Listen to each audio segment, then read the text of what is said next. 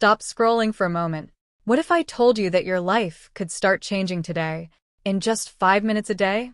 No big plans, no stress, just one small step that can change everything. So whether you are, prepping for a big morning meeting right now, or maybe you're just catching up on the field, or honestly, even if you're just insanely curious about human behavior, we are so glad you are here with us. Absolutely. It is great to be diving into this today. Yeah, because usually when we talk about changing our lives, there is this expectation of a massive demolition. Right, like a total overhaul. Exactly, like a controlled implosion of a building. You look at your routine, you decide it's broken, and you just sort of assume you need to bring in the wrecking ball and start from absolute zero. It feels like it has to be this monumental, sweeping event Yeah. because we are so conditioned to equate the scale of the result we want, with the scale of the initial effort. Oh, that makes total sense. Right. So if you want a totally different life, the assumption is that you need a grueling, immediate, and just massive input of energy. It's dramatic, it's loud, and honestly, we completely romanticize it. We really do. We love the idea of a clean slate, of stepping out of the rubble as a completely brand new person overnight. Oh, absolutely. But then you look at the reality of human behavior, and suddenly that wrecking ball just looks incredibly exhausting. Yeah, it's exhausting, and it rarely works. Exactly. The landscape of self-improvement is essentially just cluttered with failed massive overhauls. So we are taking a deep dive today into a concept that turns that whole wrecking ball theory completely upside down. We're looking at some excerpts from a really fascinating piece today. Right, a piece titled The 5-Minute Catalyst for Lasting Change. Yeah, and the central premise we are exploring here is just completely counterintuitive to that demolition mindset we were just talking about. Totally. It suggests that transforming your life doesn't actually require monumental, exhausting effort. It doesn't require the wrecking ball at all. Which is such a relief, honestly. It really is. Instead, it argues that change requires a tiny, highly focused investment of just 5 minutes a day. Okay, let's unpack this. Because the core question driving this idea is so simple, but it really hooked me.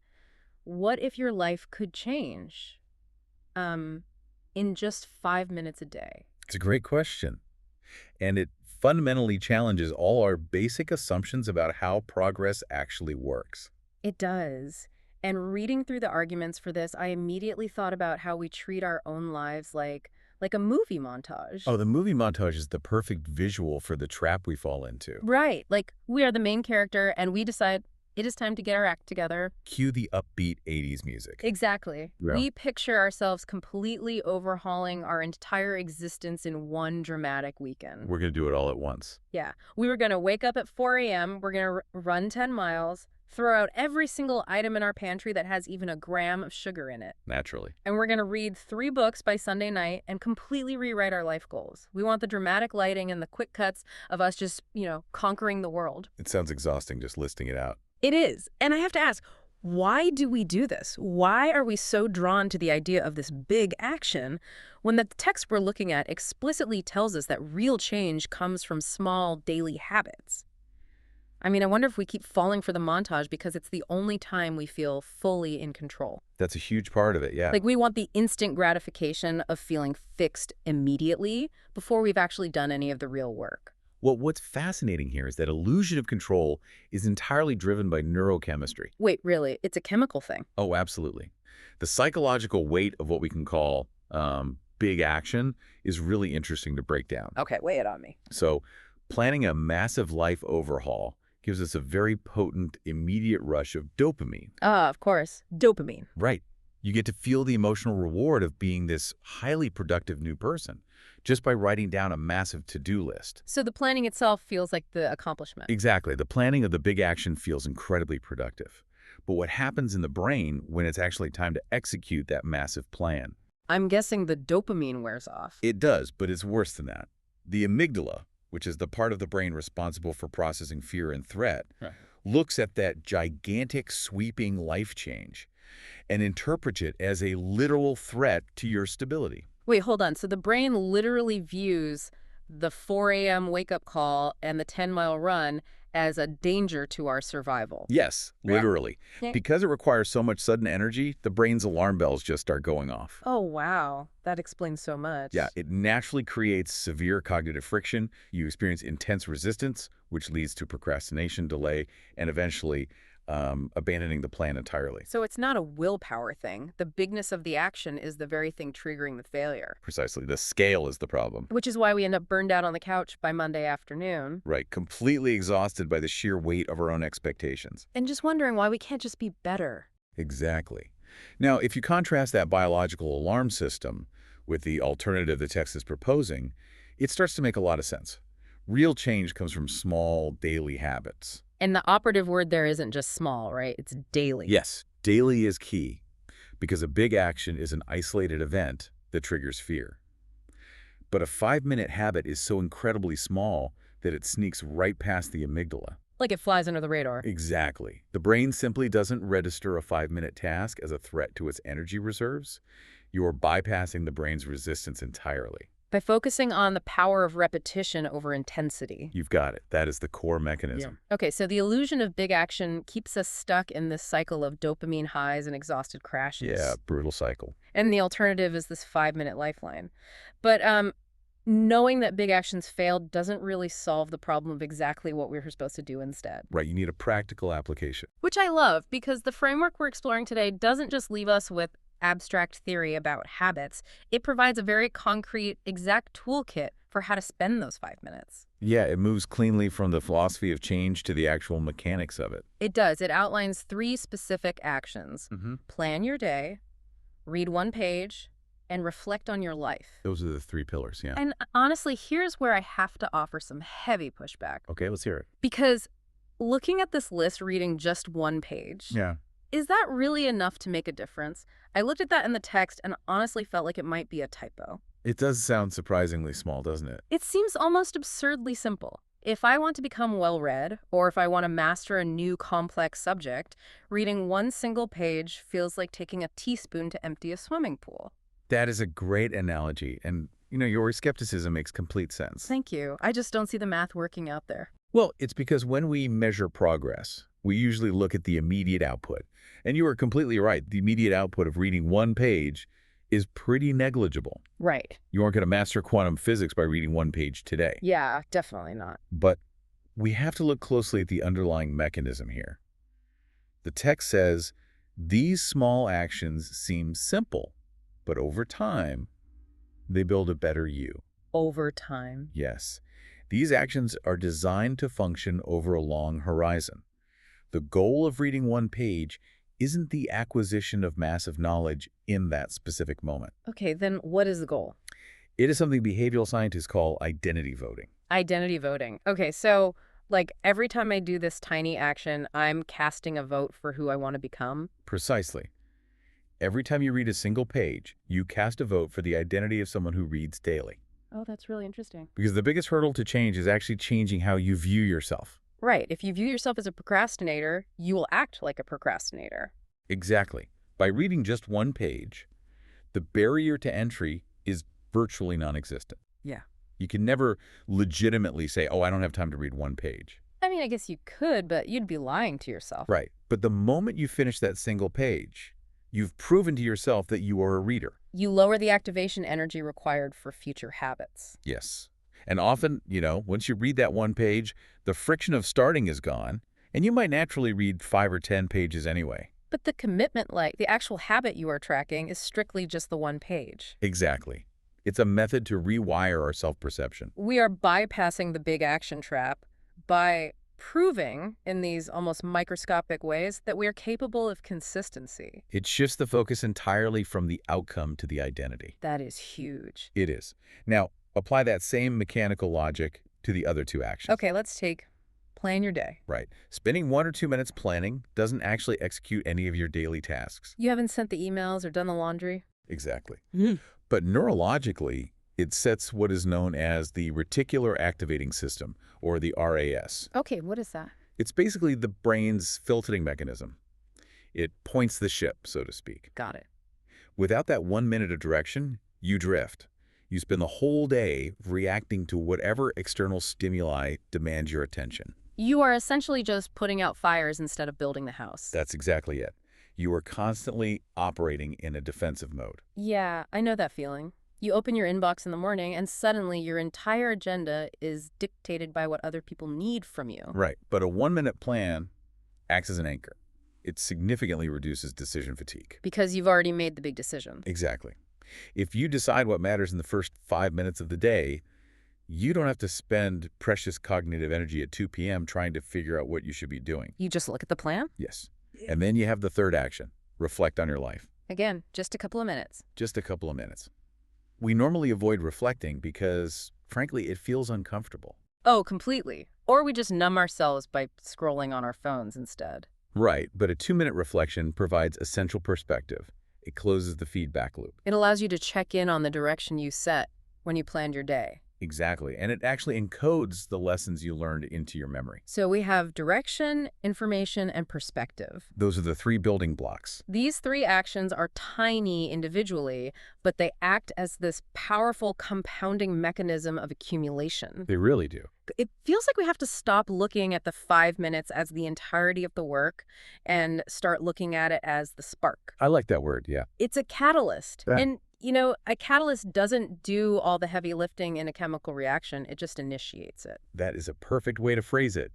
That catalyst initiates a reaction that builds a better version of you over the long term. It completely shifts the focus from an exhausting burst of effort to a sustainable, quiet accumulation of positive actions. It really does. Okay, I buy the brain science. I understand how identity voting works and how bypassing the amygdala is essential. But here's the hurdle I keep tripping over, and it's something this concept specifically highlights. Okay, what's the hurdle? You can understand all of this logically, you can agree with the mechanics completely, and you can still fail to actually start. Yes. The starting line. Because the final, and maybe the most insidious barrier, is the timing of when to begin. The psychological friction of the starting line is a very real thing. Here's where it gets really interesting, because the advice in the text is simply, don't wait for the perfect moment. Simple, but incredibly difficult to execute. And I was struck by how deeply relatable this is. I mean, think about how often we actively self-sabotage the start of a tiny habit. All the time. Right. I want to start this 5-minute routine, but I tell myself, well, it's a Thursday. Thursdays are weird. I'm already tired. I'll start on Monday. Monday's the classic trap. Monday is a clean slate. Or, I say I can't start reflecting on my life today because my desk is a complete disaster. All right, you had to clean the desk first. Obviously. I tell myself, let me spend this weekend organizing my office, buying a new notebook, and then on the first of the month, I will begin my 5-minute habit. It's amazing the stories we tell ourselves. We delay and delay because the circumstances just don't feel flawlessly aligned. Well, if we connect this to the bigger picture, waiting for the perfect moment is essentially the exact same big action mindset we discussed at the very beginning. Wait. Really? Yes, it's just wearing a different disguise. How is delaying a small habit the same as trying to do a massive overhaul? Because perfection is a massive, unattainable standard. Oh. Waiting for the perfect moment is like, it's like refusing to drive your car until every single traffic light in the entire city turns green. Wow, okay. That is a great visual. Right. It's a statistical impossibility, which means you never have to actually leave the driveway. That is so true. When you say, I am waiting for the perfect moment, you are creating an insurmountable barrier to entry. You are demanding that the universe provide you with a friction-free environment before you will take a single step. Which means it's an emotional regulation problem. Exactly. We are terrified of the messy reality of starting, so we hide behind this veneer of high standards. We use perfectionism as a defense mechanism against potential failure. Because if you never start, you can't fail. Right. If we never start because the conditions weren't perfectly right, we never have to face the possibility that we might fail at the habit itself. We convince ourselves we're being highly strategic and prepared. When in reality, we are just hiding from the small, unglamorous work of doing a 5-minute task in a messy room. Ouch. That cuts right through the illusion, honestly. It's meant to. The call to action here is incredibly grounding. It demands that we start with 5 minutes today. Yes. Not tomorrow, not Monday, not when the desk is clean and the notebook is perfectly aligned. Today. No. Right in the middle of the chaos. I love that. And the specific way this text frames the result is crucial. It tells us to watch our lives grow. Grow, not transform instantly. Exactly. It doesn't say watch your life instantly transform into a masterpiece. It says grow. And this raises a fundamental point about how we view human progress. Which is? That growing is a continuous, natural process. A tree doesn't grow in a single, explosive, big action weekend. No, it definitely doesn't. It grows silently, daily, through tiny, almost imperceptible accumulations of nutrients and sunlight. And if you stare at the tree for 5 minutes, you won't see a single thing happening. Nothing at all. The progress is completely invisible in the moment. It's only when you walk away and let time do its work that the change becomes undeniable. That's it exactly. We're being asked to trade the loud, exhausting illusion of immediate movie montage transformation for the quiet, undeniable reality of organic growth. But it requires patience. So much patience. Right. Which is exactly why the big action dopamine hit is so tempting. Because it's fast. Right. But the slow accumulation is the only mechanism that actually creates lasting structural change in human behavior. Okay, let's try to pull all these psychological threads together for you, the listener. It's a lot to take in. It is, but what we are really taking away from this deep dive is a complete paradigm shift regarding how progress actually functions. Absolutely. Real change, the kind that actually sticks, the kind that rewires your identity and doesn't leave you burned out on the couch by Tuesday. Doesn't demand huge, dramatic pivots. No wrecking ball required. You don't need the wrecking ball. You just need a 5-minute catalyst. Just that tiny investment. Right. The tiny investment of planning the trajectory of your day, or reading a single page to cast a vote for your new identity, or reflecting to close the feedback loop. Because these micro actions compound over time. They really do. And the perfection you are waiting for, that clean desk, that perfect Monday morning, that theoretical moment when you finally feel totally motivated and rested. It is a complete illusion. A total illusion. It is simply a neurological trap, keeping you exactly where you are, protecting you from the discomfort of starting. But the 5 minutes you have right now, today, in the middle of all your messy, imperfect reality. Those 5 minutes are very real. Yes, they are. They are available to you right now. The friction of starting is always going to be there, but the cost of waiting for a friction-free environment is ultimately your own potential. It really puts the agency right back in your hands, doesn't it? Completely. You don't have to wait for permission from the calendar or the alignment of your energy levels. So, as we wrap up this deep dive, we want to challenge you to look at your own timeline today. Take a close look. If 5 minutes is genuinely the chemical catalyst that changes everything over a long enough time horizon, what happens to all those hours, all those days, all those months we spend waiting for a perfect moment that never actually arrives? It's a sobering thought. It is.